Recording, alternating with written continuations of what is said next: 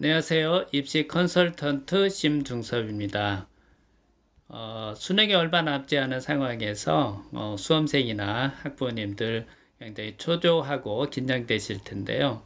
그거를 조금이나마 해소하기 위해서 오늘 수능 최저 기준 맞추기라는 주제를 가지고 함께 해보도록 하겠습니다. 나는 수능 최저 기준을 적용하는 대학에 지원하지 않았으니까 관계없다라고 생각하실 수 있는 학생들이 있을 수 있어요. 그렇지만은 오늘 함께 한다면은 좋은 정보를 얻을 수 있으니까 수능 최저 기준을 적용한 대학을 지원한 학생이나 그렇지 않은 학생이나 함께 해주시면 고맙겠습니다. 자, 그러면 왜 지금 수능 최저 기준 맞추기에 집중을 해야 되는가 하는 것을 우리가 생각해 보면요. 첫 번째는 수능 최저 기준을 맞추지 못했을 때는 합격할 수가 없잖아요. 그래서 수시 합격을 보장한다는 의미에서 수능 최저 기준 맞추기가 중요하다 이렇게 생각을 해 두시면 되겠어요. 물론 수능 최저 기준을 맞춘다고 해서 모두 합격하는 것은 아닙니다. 하지만은 우리가 비록 합격을 수시 합격을 못하더라도 결국 수능 최저 기준을 맞추었을 때는 지원하는 정시로 지원하는 대학을 우리가 업그레이드 할 수 있다. 이런 점에서 중요하거든요. 그래서 오늘은 제가 그동안에 상담하면서 있었던 그런 사례를 가지고 한번 알아보겠는데요. 이 학생들에 대한 정보가 있기 때문에 저는 이 대학은 모르겠지만은 이 학과에 대한 정보는 그다음에 내신 성적에 대한 정보는 우리가 정확하게 밝힐 수 없음을 좀 이해해 주시기 바랍니다. 자, 첫 번째 사례를 보도록 하겠습니다. 첫 번째 사례의 학생의 경우는 연세대의 활동우수 전형에 지원했던 학생인데요. 수능 성적을 보시면은 수학의 미적분, 그 다음에 탐구에서 생명과학 1과 지구과학 1을 우리가 본 걸로 봐서는 자연계 학과에 지원한 학생이 되겠습니다. 그리고 연세대의 그 자연계 활동우수 전형에서 자연계 학과를 지원했을 때 수능 최저가 어떻게 되냐면은 2합 5가 됩니다. 근데 영어는 반드시 3등급 이내에 들어와야 되고요. 그 이하 보라고 할 때 어떤 거 필수 옵션이 있냐면은 수학을 포함해서라는 게 있습니다. 근데 수학을 포함해서 수학이 3등급이니까 뭐 국어와 이렇게 하게 되면 이하보를 맞추게 되니까 수능 최저를 맞춘 경우가 돼요. 이 학생의 경우 이제 문제가 됐던 것은 바로 뭐냐면 수학이었어요. 수학을 이제 수능을 보고 나서 3등급이 나오느냐 안 나오냐가 굉장히 초미의 관심이었죠. 그러니까 그런데 다행스럽게도 3등급이 나왔어요. 그리고 1단계 합격을 해서 우리가 면접까지 다 본 상태였었죠. 면접도 아주 잘 본 학생이었어요. 그래서 수능 최저만 맞추면은 합격이다 이렇게 생각했는데 이게 과연 수능 성적을 이제 발표할 때까지 약간의 이제 초조감을 가지고 기다리고 있었죠. 그런데 다행스럽게도 수학에서 우리가 3등급이 나서 최종 합격을 한 그러한 경우가 되겠습니다. 그런데 이 학생의 경우 만약에 수학에서 4등급에 나왔다면 어떻게 됐을 것 같아요? 그렇죠. 탐구도 모두 4등급이고 수학까지 4등급이니까 자연계에서 수학과 그다음에 탐구의 수능 성적이 좀 낮게 되면은 지원했을 때 경쟁력이 떨어지잖아요. 그래서 만약에 이 학생의 경우 연대에 떨어졌을 때 수능 제도를 못 맞춰서 떨어졌다고 했을 때는 결국 정시에서 서울에 있는 중위권 이하의 대학을 지원할 수밖에 없지 않았을까 이렇게 생각을 합니다. 자, 다음 사례를 보게 되면요. 이 학생의 경우에는 수학을 화통을 했고, 그 다음에 탐구 1, 2를 사회문화와 그 다음에 윤리와 사상을 한 걸로 봐서 인문계를 지원한 학생이라는 것을 짐작할 수가 있습니다. 자, 인문계의 경우 연세대의 경우는 영어는 3등급을 필수고요. 그 다음에 나머지에서 2합 4가 되는데 현재 2합 4를 맞춘 상태예요. 그래서 이 학생 같은 경우도 1단계 합격을 했습니다. 그래도 면접까지도 이제 잘 봤다고 했지만은 어떤 최종적으로 되지는 않았어요. 그러니까 내신 등급이 한 2등급이 한 중반 정도 되는데 조금 거기에서 부족하지 않았나 이렇게 생각을 합니다. 자, 그래서 정시를 봤어요. 정시를 봤는데 최종적으로 이제 성균관대 우리가 이제 어쨌든 성균 대학을 이제 인문계 학생이니까 이제 대학을 일단 좋은 대학을 들어가자고 해서 성균관대에 입학한 그런 사례가 되겠습니다. 자, 그러니까 결국 이 학생의 경우는 이제 수능 최저를 맞췄다 할지라도 이제 불합격했지만은 그러한 수능 최저를 맡은 그런 거를 기반으로 해서 결국은 정시에서도 우리가 이제 좋은 결과를 낸 이런 경우다 이렇게 생각을 해주시면 되겠습니다. 다음에는 이제 고대의 학업우수 전형에 대한 건데요. 고대 학업우수 전형은 최저 기준이 가장 강하죠. 4, 8이 되겠습니다. 그래서 이 학생의 선택 과목을 보게 되면 수학은 확통이고 그 다음에 탐구는 모두 정치와 법이나 인류와 사상, 즉 사회탐구를 우리가 선택한 걸로 봐서 인문계를 지원한 학생일 거라고 예상할 수가 있습니다. 자, 여기 보시면은 모두 등급으로 볼 때 4합 8을 만족할 수 있는 그런 정도가 나왔으니까 수능 최저의 기준은 맞추었어요. 그리고 실제적으로도 최종 합격을 한 학생이 되겠습니다. 내신 등급은 이제 1등급 때 한 초반 정도 되는 학생으로 굉장히 좋은 학생이었는데 좀 아쉽게도 이제 서울대나 연세대도 1단계 합격을 했지만은 최종 합격을 하지 못한 그런 경우가 되겠습니다. 이 학생의 경우도 저하고 좀 오랫동안 상담을 계속 이어오는 학생이었는데 그러면 이 학생 같은 경우에 이러한 수능 성적을 가지고 우리가 정시를 지원했을 때 어느 정도의 대학에 합격할 수 있느냐 그것은 우리가 조금 더 이제 자세하게 알아봐야겠지만은 대략적으로 뭐 중앙대라든가 경희대 이 정도까지는 뭐 우리가 합격하지 않을까 이렇게 생각을 합니다.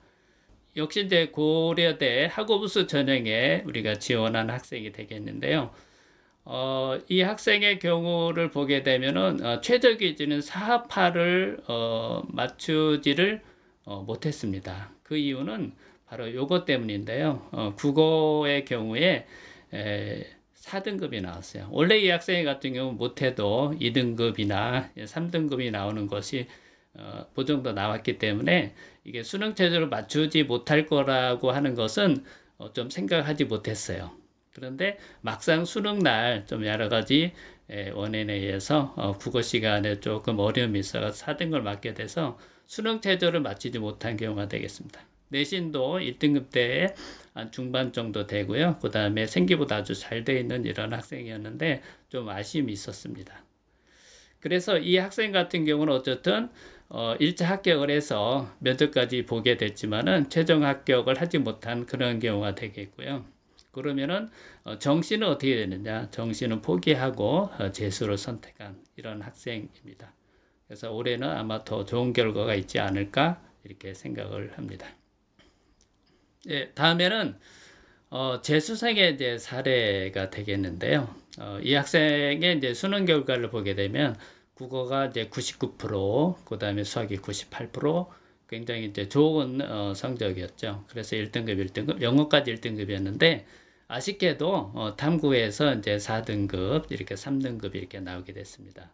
그래서 원래 이 학생은 이제 의대를 이제 다른 대학의 의대를 같이 지원했던 학생인데 수시에서 모두 의대는 이제 떨어졌고 그런데 이제 고대에 1단계 합격을 했었어요. 그런데 면접에는 불참했습니다. 그 이유는 여성적으로 볼 때 고대 면접에 참가하는 것보다는 이제 서울대나 연대에 지원했을 때 좀 가능성이 보여서 면접에 이제 참가를 하지 않은 그런 경우가 되는데 결과적으로 보면은 정시에서 서울대하고 연세대의 교차 지원, 즉 인문계 학과를 교차 지원해서 합격한 이런 사례가 되겠습니다. 자, 이와 같이 이제 고대 같은 경우에 작년의 경우에는 면접이 수능 이후에 있었기 때문에 1단계 합격을 하더라도 면접에 참여를 하지 않게 되면은 다른 기회를 가질 수가 있었죠. 그렇지만은 고대의 올해 같은 경우에 학업우수 전형에서는 면접이 없어졌기 때문에 이런 일은 또 발생하지 않을 거라 이렇게 생각을 합니다. 자, 다음에는 계속해서 이제 고려대 학우부스 전형의 이제 사례가 되겠는데요. 이 학생의 경우에 이렇게 수능 성적이 됐습니다. 그래서 마찬가지로 자연계를 지원한 학생이 되겠는데 결론부터 말씀드리면 이 학생은 고대에 최종 합격을 했습니다. 최저를 물론 마쳤고요. 그런데 재미난 점은 같은 학과를 중앙대에 융합형 지원하는데 떨어졌어요.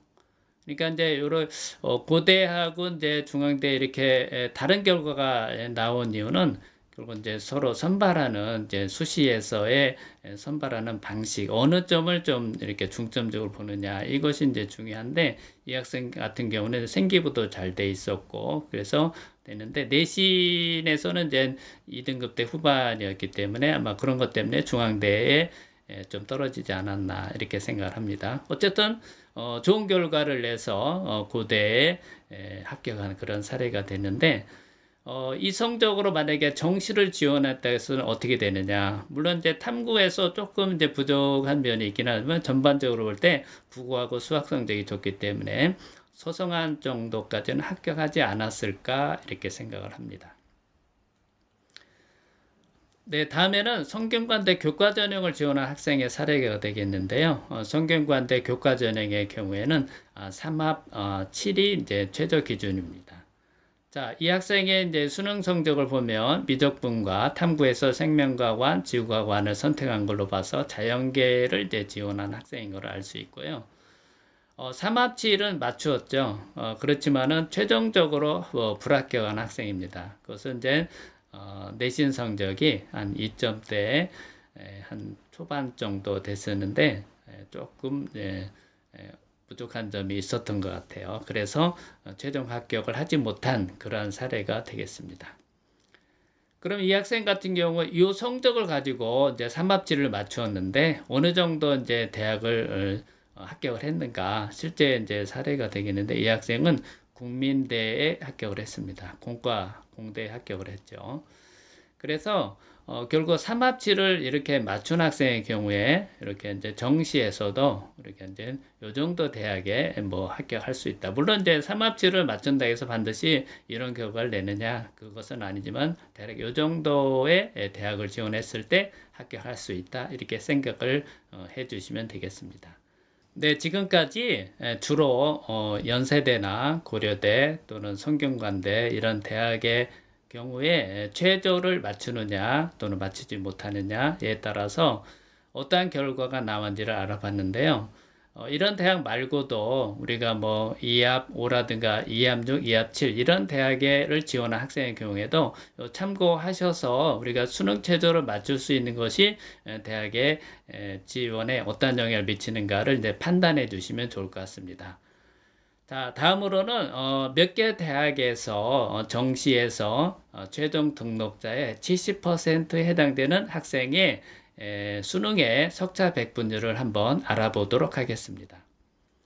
우선 이제 자연계의 대표적인 학과인 컴공 또는 소프트웨어 또는 AI 관련 학과가 되겠는데요. 이와 같이 수능의 석차 백분율이 이렇게 나와 있습니다. 발표된 거를 가지고 온 거거든요. 경영학과는 이렇습니다. 거의 이제 비슷비슷한 경향이 있지만은 경영학과가 조금 이제 컴공보다는 내신 아니 그 대신 아니라 수능 백분율이 조금 떨어지는 것을 알 수 있습니다. 물론 내 대학에 따라 좀 차이가 있긴 합니다. 자, 그러면 여기에서 우리가 생각할 것은 뭐냐면은 바로 요건데요. 고려대와 성균관대, 경희대, 건국대, 국민대, 세종대, 상명대 이런 거에서 대체 어느 정도 수능에서 우리가 정확하지는 않지만은 어떤 등급대를 우리가 맞아야 우리가 이런 대학에 지원했을 때 정시로 지원했을 때 우리가 합격 가능하냐 이걸 한번 간단하게 알아보도록 하겠습니다. 고려대의 경우에는 모두 4개 영역에서 1등급을 맞아야 되지 않을까 이렇게 생각을 합니다. 성균관대의 경우에는 1등급이 한 3개 영역, 그 다음에 2등급이 1개 영역 정도는 맞아야 되지 않을까 이렇게 생각을 하고요. 경희대와 건국대 같은 경우는 고려대의 수능 최저 기준은 한 4합 8 정도는 맞아야 경희대, 건국대를 지원했을 때 어느 정도 가능성이 있지 않을까 이렇게 생각을 합니다. 그 다음에 국민대 세종대의 경우는 3합 7, 물론 이제 꼭 그런 건 아니지만 한 3합 7 정도의 최저 기준을 맞춘 학생의 경우가 지원했을 때 가능하지 않을까 이렇게 생각을 하고요. 상명대의 경우는 한 평균 한 3등급 정도 되는 학생의 경우 4개 영역에서 평균 3등급 정도 되는 학생이 지원했을 때 가능하지 않을까 이렇게 생각을 합니다. 자, 오늘의 내용을 한번 정리해 보도록 하겠습니다. 첫 번째는 지금 집중해야 될 것은 수능 최저 기준 맞추기다 이렇게 말씀드릴 수 있고요. 물론 이제 학생에 따라서는 나는 수능 최저 맞추기가 아니라 수능 성적을 최대한도로 끌어올리는 게 목표다 이럴 수도 있어요. 그렇지만은 수능 최저 기준을 적용하는 이런 대학에 지원한 학생의 경우는 일단은 수능 최저 기준을 맞추는 게 무엇보다 중요하다 이런 말씀이고요. 두 번째는 수능 최저 기준을 맞추는 것이 수시 합격을 이제 가져올 수도 있지만은 만약에 합격하지 않더라도 우리가 정시 지원했을 때 좀 수월하게 할 수도 있다. 그래서 우리가 수능 최저 맞추기가 굉장히 중요하다. 이런 말씀이고요. 자, 지금까지 우리가 수능 최저 맞추기에 대해서 쭉 알아봤는데 이제 수능이 얼마 남지 않은 상황에서 여러분들이 열심히 한번 정리해서 좋은 결과 있기를 바라겠습니다. 다음 시간에는 좀 더 좋은 내용을 가지고 알아볼 텐데요. 구독과 좋아요를 눌러주시면 저에게 큰 힘이 되겠습니다. 여러분들 수고 많이 하셨습니다. 감사합니다.